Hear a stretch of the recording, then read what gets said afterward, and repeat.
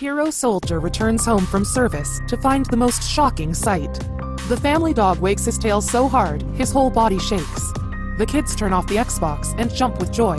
Then the spouse comes in for that tearful, happy hug. A soldier returning home from service is a triumphant, picturesque affair.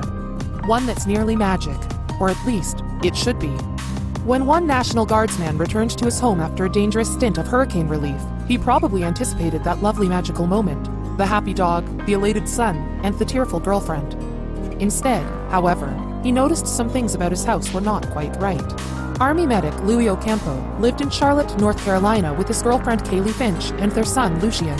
Louis served in the North Carolina National Guard, and in September 2018, duty called him into action. Hurricane Florence, a Category 1 storm, smacked the coast with heavy winds and torrential rain, flooding cities and destroying homes. The Guard deployed Louis to the riverfront city of New Bern, which the storm hit particularly hard.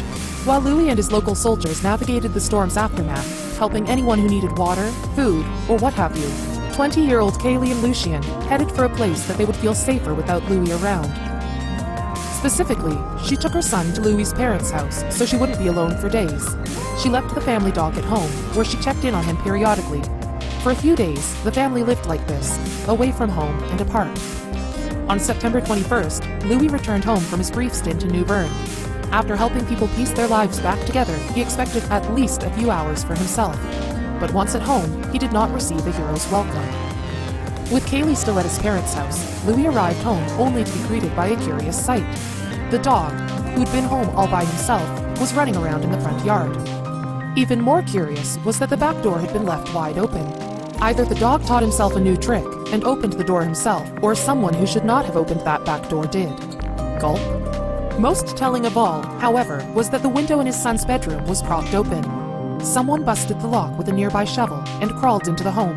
They weren't still inside, were they? Louis entered his house through the wide-opened back door and looked around.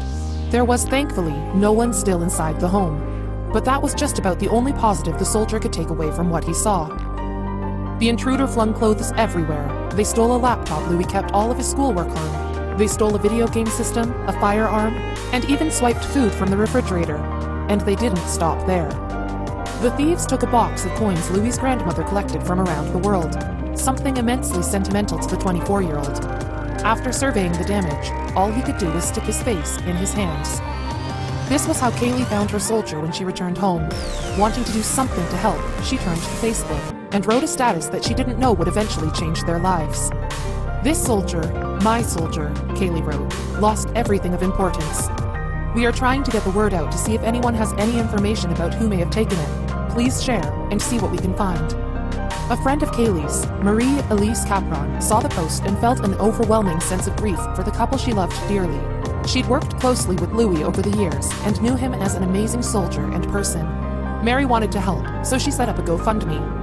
I am honored just to know Louis, she wrote, and cannot believe something terrible could happen to someone so dedicated to the service, his family, and school. Mary set a fundraising goal of $5,000. That, she figured, would be plenty to replace the laptop and firearm, and to repair the broken bedroom window. Eventually, donations flooded in, and they wouldn't stop.